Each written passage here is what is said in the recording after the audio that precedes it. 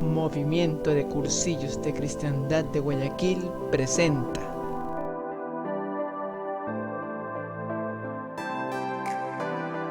Escuela de Formación en la Fe y Santidad.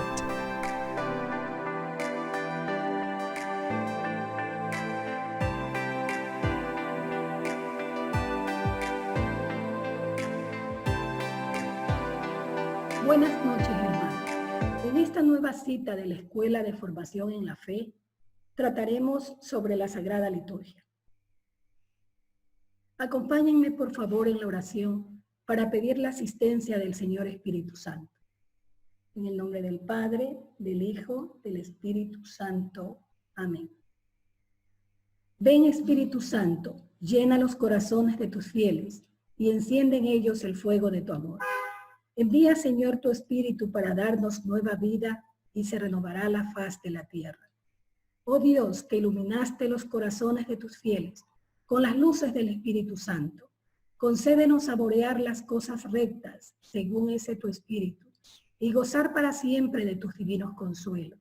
Por Jesucristo nuestro Señor. Amén. Dios te salve María, llena eres de gracia, el Señor es contigo. Bendita eres entre todas las mujeres, y bendito es el fruto de tu vientre, Jesús. Santa María, Madre de Dios, ruega por nosotros pecadores, ahora y en la hora de nuestra muerte. Amén. Gloria al Padre, gloria al Hijo, y gloria al Espíritu Santo, como era en un principio, ahora y siempre, por los siglos de los siglos. Amén. El primer deber del hombre es darle a Dios el culto de adoración, alabanza y acción de gracias que le es debido. Y este culto no es solo personal o individual, sino principalmente un culto público, ordenado y prescrito por la Iglesia a inspiración del Espíritu Santo. Este culto oficial es llamado liturgia. Este tema fundamental de nuestra vida cristiana lo abordaremos mediante dos fuentes: el Catecismo de la Iglesia Católica y la Constitución Sacrosanctum Concilium sobre la Sagrada Liturgia del Concilio Vaticano II. Desde el numeral 1069 hasta el 1112, el Catecismo de la Iglesia Católica nos hace una explicación detallada de la Sagrada Liturgia, empezando en el 1069 a darnos el significado de la palabra liturgia. Y nos dice que originariamente era obra o quehacer público, servicio de parte de y en favor del pueblo. Y en la tradición cristiana quiere significar que el pueblo de Dios toma parte en la obra de Dios. Juan 17:4. Por la liturgia, Cristo, nuestro Redentor y sumo sacerdote, continúa en su iglesia, con ella y por ella, la obra de nuestra redención. En el 1070 hace referencia al empleo de la palabra liturgia en el Nuevo Testamento y nos dice que no solamente se usa para designar la celebración del culto divino, sino también el anuncio del Evangelio y la acción de la caridad.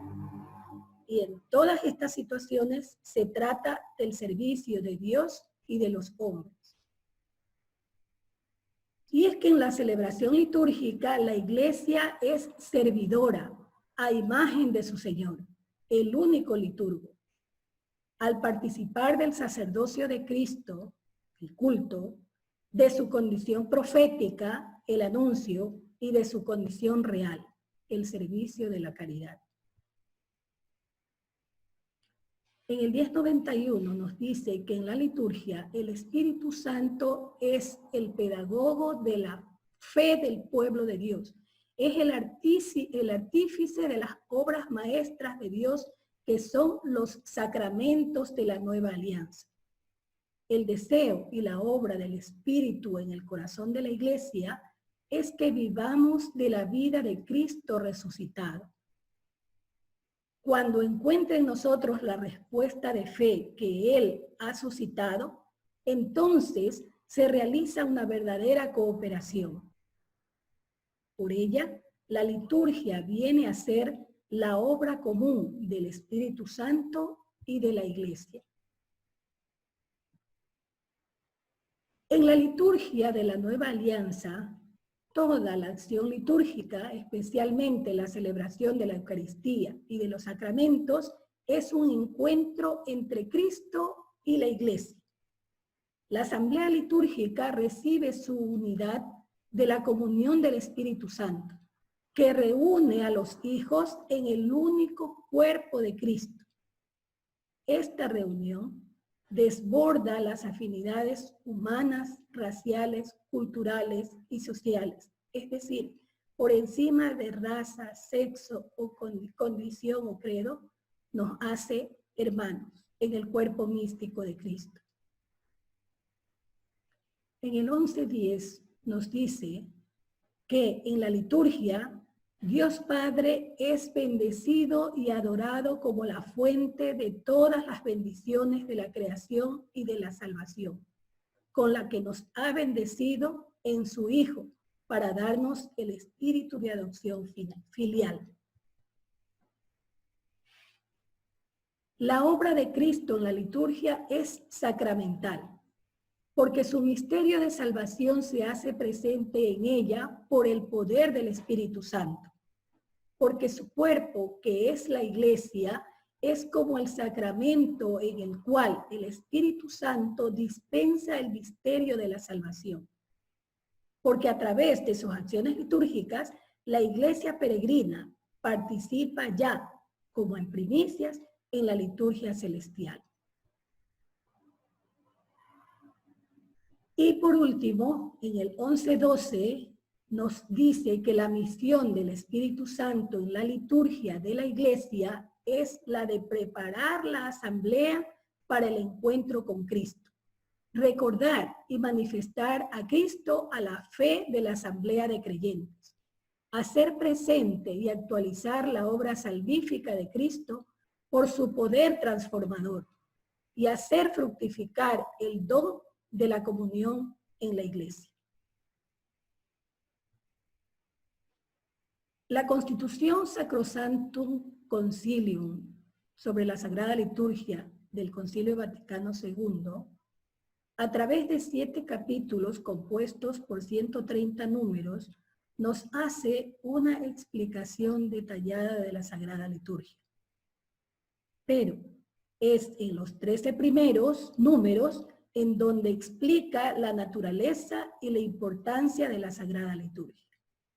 En el número 6 nos dice que así como Cristo fue enviado por el Padre, Él mismo envió también a los apóstoles llenos del Espíritu Santo, no solo para que al predicar el Evangelio a toda criatura anunciaran que el Hijo de Dios con su muerte y resurrección nos ha liberado del poder de Satanás y de la muerte, y nos ha conducido al reino del Padre, sino también para que realizaran la obra de salvación que anunciaban mediante el sacrificio y los sacramentos, en torno a los cuales gira toda la vida litúrgica. Realmente, en una obra tan grande, por la que Dios es perfectamente glorificado y los hombres santificados, Cristo asocia siempre consigo a la Iglesia, su esposa amadísima, que invoca a su Señor y por él rinde culto al Padre eterno. En la liturgia terrena, pregustamos y participamos en aquella liturgia celestial que se celebra en la ciudad santa Jerusalén, hacia la cual nos dirigimos como peregrinos, donde Cristo está sentado a la derecha del Padre como ministro del santuario y del tabernáculo verdadero. Cantamos un himno de gloria al Señor con todo el ejército celestial. Venerando la memoria de los santos, esperamos participar con ellos y acompañarlos. Aguardamos al Salvador nuestro Señor Jesucristo hasta que se manifieste Él, nuestra vida, y nosotros nos manifestamos con Él en la gloria. No obstante, la liturgia es la cumbre hacia la cual tiende la actividad de la Iglesia y al mismo tiempo la fuente de donde emana toda su fuerza, pues los trabajos apostólicos se ordenan a que una vez hechos hijos de Dios por la fe y el bautismo, todos se reúnan para alabar a Dios en medio de la Iglesia, participen en el sacrificio y coman la cena del Señor. Por su parte, la liturgia misma impulsa a los fieles a que, saciados con los sacramentos pascuales, sean concordes en la piedad. Ruega a Dios que conserven en su vida lo que recibieron en la fe y la renovación de la alianza del Señor con los hombres en la Eucaristía enciende y arrastra a los fieles a la apremiante caridad de Cristo. Por tanto, de la liturgia, sobre todo de la Eucaristía, mana hacia nosotros la gracia como de su fuente, y se obtiene con la máxima eficacia aquella santificación de los hombres en Cristo y aquella glorificación de Dios a la cual las demás obras de la Iglesia tienden como a su fin. Mas, para asegurar esta plena eficacia es necesario que los fieles se acerquen a la Sagrada Liturgia con recta disposición de ánimo, pongan su alma en consonancia con su voz y colaboren en la gracia divina para no recibirla en vano. Por esta razón, los pastores de almas deben vigilar para que en la acción litúrgica no solo se observen las leyes relativas a la celebración válida y lícita, sino también para que los fieles participen en ella consciente, activa y fructuosamente. En el 24 nos recuerda la importancia de la Sagrada Escritura en la celebración de la liturgia.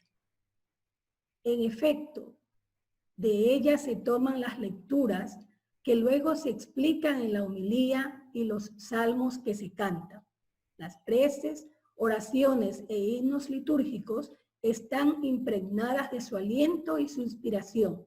De ella reciben su significado las acciones y los signos. Del Catecismo de la Iglesia Católica y de la Constitución Sacrosanctum Concilium del Concilio Vaticano II sobre la Sagrada Liturgia, se desprenden las características que debe reunir la Sagrada Liturgia. La liturgia es trinitaria, es decir, obra de la Santísima Trinidad, de Dios Padre, de Dios Hijo y Dios Espíritu Santo. Dios Padre es fuente y fin de la liturgia. Es cristocéntrica, es decir, que tiene como centro a Cristo glorioso y resucitado. Es neumatológica, porque es del Espíritu Santo de donde viene la fuerza salvadora de la Sagrada Liturgia. Es el Espíritu Santo el que consagra el agua del bautismo para que sean limpiados nuestro pecado y transmitida la gracia o la vida divina en nosotros. El Espíritu Santo obra el milagro de la transubstanciación en el sacramento de la Eucaristía, transformando el pan en cuerpo de Cristo y el vino en sangre de Cristo. En la confirmación, el Espíritu Santo es el que completa la unción que recibimos en el bautismo y nos da la fuerza para ser testigos de Cristo en el mundo. En el sacramento de la confesión es el Espíritu Santo el que nos da el valor para confesar nuestros pecados. Habilita a nuestra alma para que sintamos verdadero dolor y hagamos un propósito de enmienda. El Espíritu Santo es quien da alivio al enfermo a través de la unción de los enfermos. Es el Espíritu Santo el que desciende en el orden sagrado al alma de ese hombre, al que sella para que sea otro Cristo en el mundo. Y es también el Espíritu Santo el que da la fuerza a los contrayentes para que sean fieles a la palabra empeñada en el altar y les da fuerza para educar cristianamente a sus hijos. Es decir, que es del Espíritu Santo de quien proviene la salvación para cada uno de nosotros. La liturgia es eclesial. Ya nos dice Vaticano II que no es un culto privado, sino que es la Iglesia la que realiza el culto divino. Es jerárquica, porque, como nos dice Vaticano II, la reglamentación de la Sagrada Liturgia está reservada a la autoridad eclesiástica. Es simbólica, porque a través de ritos, gestos, signos, traemos a la memoria lo invisible, lo sobrenatural. Es bella, con esa belleza afable que solamente puede derivarse de tratar de vislumbrar la gracia. Es participativa, porque el sacerdote celebra, pero los fieles nos integramos en virtud de nuestro sacerdocio común del bautismo. La liturgia es respetuosa de las normas de la Iglesia, porque es al Papa y a los obispos a quienes Cristo ha confiado las cosas sagradas y la Sagrada Liturgia. Pero a la vez, la Iglesia no quiere una liturgia aburrida, fría, y por eso permite a la aplicación de una inteligencia creativa. Por eso es que en ciertas fiestas se pueden elegir las lecturas, se puede hacer participar a un coro. La liturgia es pascual porque nos hace participar del misterio de la muerte y resurrección de nuestro Señor Jesucristo. Es sagrada porque es Cristo el que oficia para ofrecer al Padre. Es cíclica porque a través del año se van suscitando, haciendo memoria del misterio de Cristo. Y es escatológica porque siempre mira al más allá, a esa Jerusalén celestial a la cual la iglesia peregrina se dirige. El año litúrgico es el desarrollo de los misterios de la vida, muerte y resurrección de Cristo y las celebraciones de los santos que nos propone la iglesia a lo largo del año. Es vivir y no solo recordar la historia de la salvación. El centro del año litúrgico es la Pascua. Y hay dos tiempos fuertes, el Adviento y la Cuaresma. La iglesia fija el año litúrgico de acuerdo al ciclo lunar. En la luna llena entre marzo y abril fija el Jueves Santo y a partir de allí empieza a fijar las fechas para el resto del año litúrgico. Por eso es que hay fiestas, celebraciones que cambian. Por ejemplo, el miércoles de ceniza, la Semana Santa, la fiesta de la Ascensión del Señor, la de Pentecostés y la fiesta de Cristo Rey. El año litúrgico comienza con el Adviento, ¿no? Sigue con el tiempo de Navidad. Terminada el tiempo de Navidad con la Epifanía del Señor, empieza el primer tiempo ordinario que va hasta el inicio de la Cuaresma. Terminada la Cuaresma, empieza la Semana Santa o Semana Mayor. Luego sigue la temporada de Pascua, que concluye en Pentecostés. Sigue la fiesta de la Santísima Trinidad y de Corpus Christi para dar inicio al segundo tiempo ordinario, que culmina con la festividad de Cristo Rey. Cada tiempo litúrgico tiene su propio color. En el tiempo ordinario, en ambos tiempos ordinarios, la vestimenta sacerdotal es de color verde, que simboliza esperanza. En los tiempos fuertes de penitencia, de preparación como Adviento y Cuaresma, se usa el color lila o morado, que significa penitencia, ¿no? En Navidad, en el tiempo de Pascua, el color blanco, que significa gozo, alegría. El color rojo, ¿no?, simboliza fuego y la sangre del martirio. Entonces se usa para las fiestas en donde se celebran santos mártires. Se utiliza en el Domingo de Ramos, en donde inicia la Semana Mayor, el Viernes Santo, ¿no?, y también en Pentecostés, en donde el Espíritu Santo vino a llenar de fortaleza a los apóstoles para que sean testigos de lo que habían vivido y compartido con Cristo. Los ciclos litúrgicos. Nuestra Madre la Iglesia ha querido que nosotros, sus hijos, nos nutramos de la palabra de Dios, de modo que no nos falte el sustento necesario para nuestra vida. Por eso la Iglesia ha clasificado las lecturas bíblicas en 3 ciclos, A, B y C, para los domingos, y para todos los días en año par e impar. Cada ciclo empieza con el inicio de cada año litúrgico, es decir, con el primer domingo de Adviento. Hay 3 ciclos litúrgicos, el A, el B y el C. Los días domingos en el ciclo A se lee el Evangelio de San Mateo, en el ciclo B el Evangelio de San Marcos, en el ciclo B el Evangelio de San Lucas.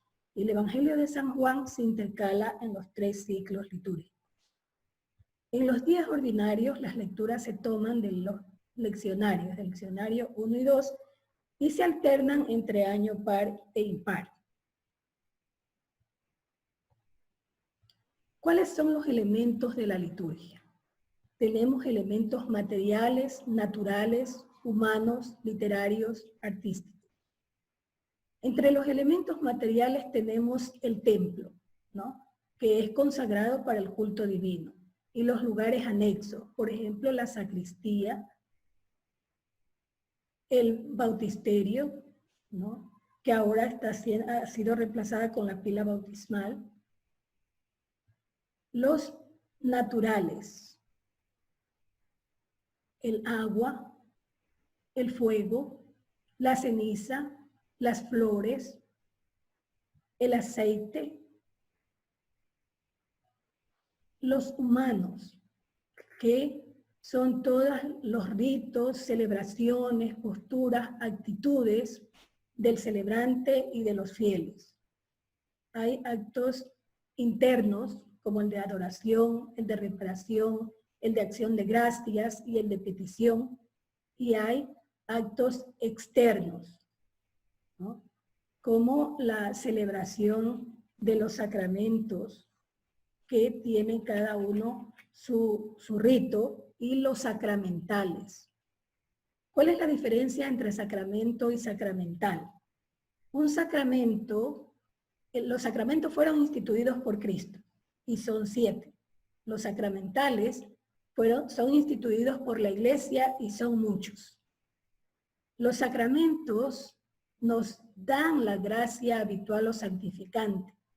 Los sacramentales nos dan gracias actuales. Los sacramentos, como dije, son 7, los sacramentales muchos, y entre ellos están las letanías, el agua bendita, la bendición de una casa, de cualquier bien material. Los elementos literarios, los principales, son el misal, en donde están todas las oraciones, las actitudes, los ritos que deben celebrarse en el santo sacrificio de la misa. El breviario, que contiene la liturgia de las horas y trae lecturas, salmos, ¿no?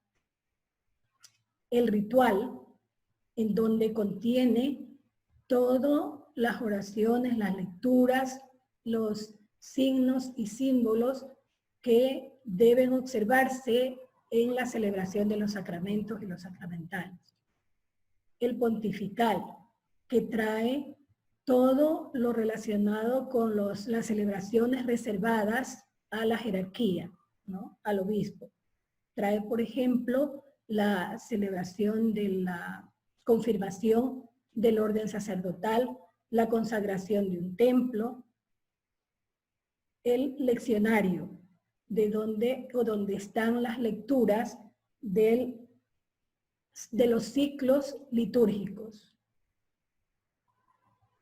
Los elementos artísticos, aquí tenemos la música, el arte propiamente dicho, manifestado en las imágenes, que tienen como finalidad hacernos visible lo invisible, ayudarnos en la concentración para la adoración.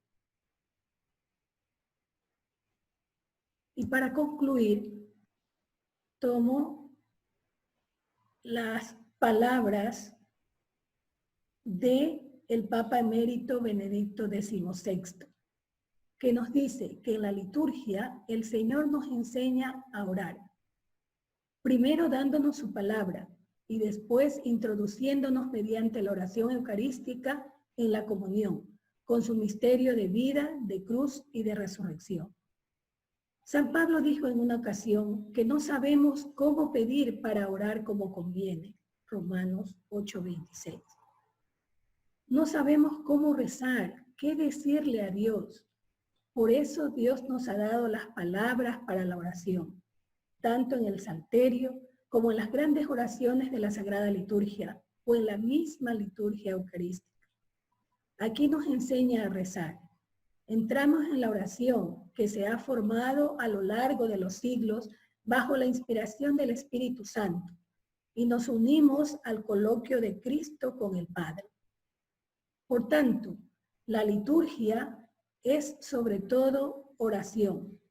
Primero escucha y después respuesta, sea en el salmo responsorial, sea en la oración de la iglesia, sea en la gran plegaria eucarística. La celebramos bien si la celebramos con actitud orante, uniéndonos al misterio de Cristo y a su coloquio de Hijo con el Padre.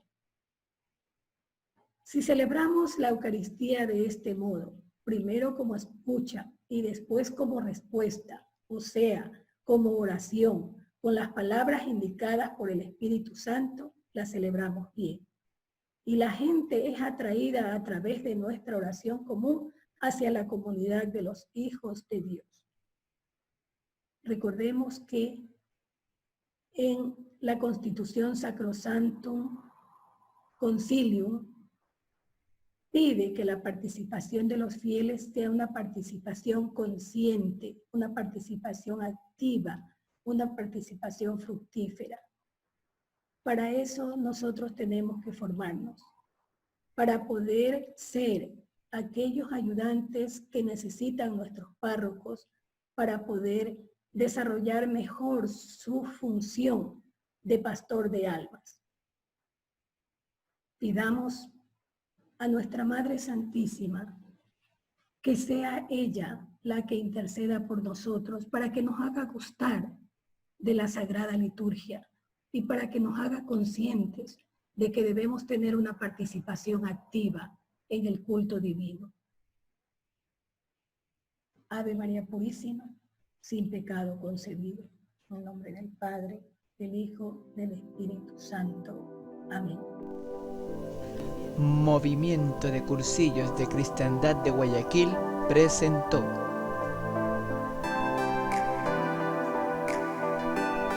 Escuela de Formación en la Fe y Santidad.